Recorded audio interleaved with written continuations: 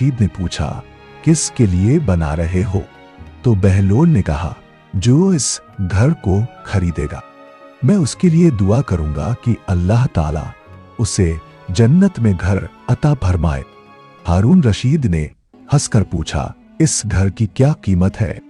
बहलोल ने जवाब दिया, सिर्फ 1 दीनार। हारून रशीद ने सोचा कि ये एक दीवाना है, जाने क्या बड़बड़ा रहा है, और बात को नजरअंदाज करते हुए आगे बढ़ गए।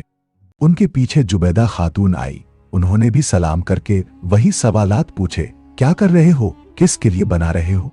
बहलोल ने वही जवाब दिया कि जो इस घर को खरीदेगा, मैं उसके लिए दुआ करूंगा कि अल्लाह ताला उसे जन्नत में घर अता फरमाए। जब जुबैदा ने कीमत पूछी तो बहलोल ने फिर वही 1 दीनार बताया।